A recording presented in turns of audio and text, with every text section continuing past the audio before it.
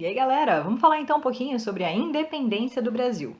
Na última aula eu contei para vocês que a família real veio para cá fugindo do Napoleão Bonaparte e depois que o Napoleão morreu, né, perdeu o poder lá na Europa, a galera da Europa, lá de Portugal, começou a exigir que a família real voltasse para Portugal. E aí o Dom João, né, que era o rei de Portugal na época, voltou para Portugal, mas o filho dele, Dom Pedro I, ficou no Brasil, numa tentativa de garantir o domínio português sobre a colônia. Só que, como a gente conversou também, a colônia já não era mais tão colônia, né? A gente já podia comprar de vários países, principalmente da Inglaterra. Então, os brasileiros, eles já estavam se sentindo um pouco livres de Portugal, apesar de continuarmos sendo governados por um português, que era o Dom Pedro I. Dentro do Brasil surgiram então dois grupos, a favor e contra o governo do Dom Pedro I. O grupo que era contra era a galera de Portugal, né? Eram os portugueses que moravam no Brasil e não queriam perder o domínio sobre a colônia. Esses portugueses começaram a fazer diversas manifestações exigindo que o Dom Pedro I voltasse para Portugal junto com o resto da família, né? De outro lado, a gente tinha os brasileiros, que adoravam a ideia da gente não precisar mais de Portugal para viver e viam no Dom Pedro um brasileiro também. Afinal de contas, ele tinha vindo para o Brasil ainda criança, cresceu aqui, então ele se familiarizava não só com o nosso território, como também com a nossa cultura. Bom, 2 anos depois do Dom João ter voltado para a Europa com a família, essas manifestações elas ficaram cada vez mais fortes. Então, em janeiro de 1822, rolou um manifesto por escrito, sabe, um abaixo-assinado mesmo, da galera brasileira pedindo para o Dom Pedro ficar no Brasil. E no dia 9 de janeiro de 1822, o Dom Pedro falou aquela famosa frase: se é para o bem de todos e felicidade geral da nação, diga ao povo que fico. Esse dia, 9 de janeiro, até hoje é conhecido como o dia do fico, o dia que ele decidiu que não ia voltar para Portugal. É claro que nem os portugueses, nem o Dom João curtiram essa atitude do Dom Pedro, né? Como não tinha internet naquela época, as informações demoravam um pouco para chegar daqui para lá e de lá para cá. Então, ele decidiu isso em janeiro. Em maio, né, alguns meses depois, chegou uma determinação do Dom João. E o Dom Pedro, indignado, disse que qualquer determinação tinha que passar primeiro pelas mãos dele, ou seja, qualquer ordem que viesse de Portugal não seria aceita a menos que ele concordasse. Aí o Dom João ficou doido da vida. Em agosto daquele mesmo ano, tropas portuguesas foram enviadas para o Brasil para obrigar o Dom Pedro a voltar para Portugal na marra. E aí, Dom Pedro começou então uma peregrinação aí pelo interior de São Paulo, Rio de Janeiro, Minas Gerais, que eram as regiões aí próximas à capital do Brasil, que era o Rio de Janeiro nessa época. Essas peregrinações era para sondar se a galera estava apoiando ele ou não, para tentar manter o povo um pouco mais unido, né, em relação à postura que ele tinha tomado de ficar no Brasil. E aí, como não tinha WhatsApp, nem Messenger, nem nada dessas tecnologias que a gente tem hoje, chegaram às mãos do Dom Pedro durante essas viagens várias cartas. Cartas vindas de deputados portugueses e cartas vindas de aliados, como a esposa dele, a Leopoldina, que era super politizada e super ajudava ele, e o José Bonifácio, que também era aí uma pessoa bem próxima, um político bem próximo do Dom Pedro. As cartas dos portugueses diziam que ele ia ser considerado, sim, um traidor e prisioneiro. Ele deveria voltar para Portugal imediatamente.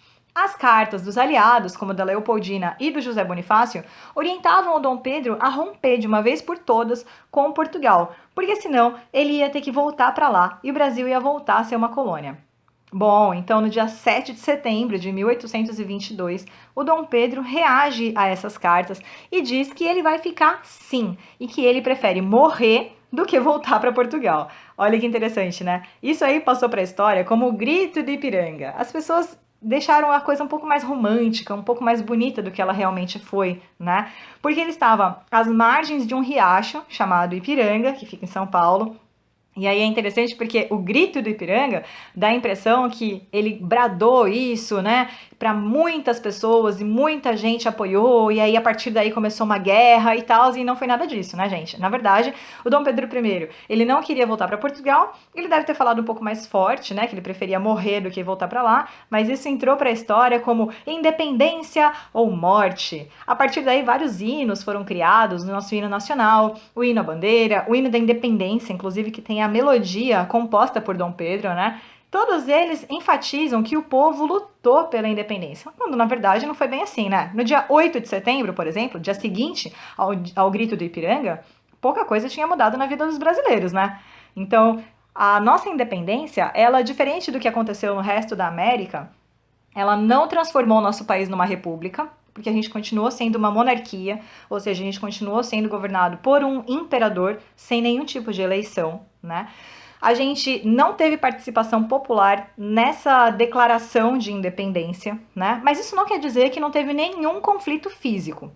Os portugueses que estavam no Brasil não curtiram essa decisão do Dom Pedro, como eu falei. Então, em vários lugares, lá do Nordeste principalmente, que é onde a gente tinha a maior quantidade de portugueses, surgiram vários levantes, várias revoltas contra os portugueses, né, que tentavam aí se impor contrários à independência.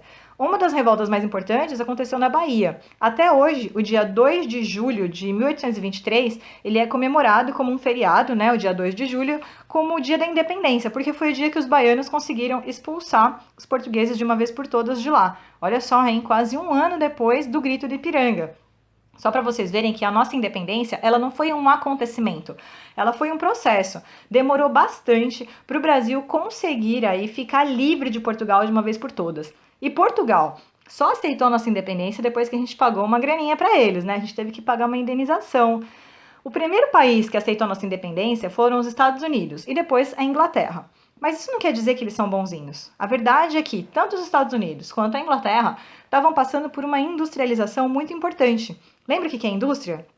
É quando eu consigo fabricar alguma coisa de um jeito mais rápido, e aí eu consigo fabricar mais, e se eu fabrico mais, eu tenho que vender mais. Se o Brasil continuasse uma colônia, ele ia ser obrigado a comprar só de Portugal. Mas se a gente conseguisse a nossa independência, a gente ia poder comprar de quem vendesse mais barato. Então é claro que os Estados Unidos e a Inglaterra passaram a lutar pela independência não só do Brasil, como de todos os outros países da América. Vale lembrar que, como eu falei, o José Bonifácio ele foi um grande apoiador do Dom Pedro I. E ele defendia uma coisa chamada de monarquia constitucional.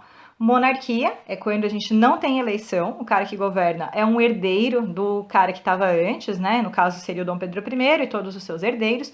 Mas o José Bonifácio defendia uma coisa chamada Constituição, que é um conjunto de leis. Ou seja, o Dom Pedro I ele não ia poder fazer o que ele quisesse. Ele ia ter que respeitar as leis escritas pelos políticos brasileiros naquele momento. E vocês acham que o Dom Pedro I queria obedecer a alguém ou a alguma coisa? Claro que não, né? Ele começou a se sentir cada vez mais poderoso, principalmente porque ele recebia bastante apoio, né, da galera daqui do Brasil. A gente vai ver então agora como é que foi o governo do Dom Pedro I.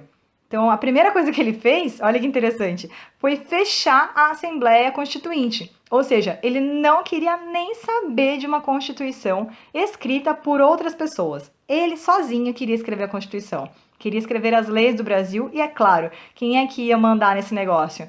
Era ele. Será que isso vai dar certo?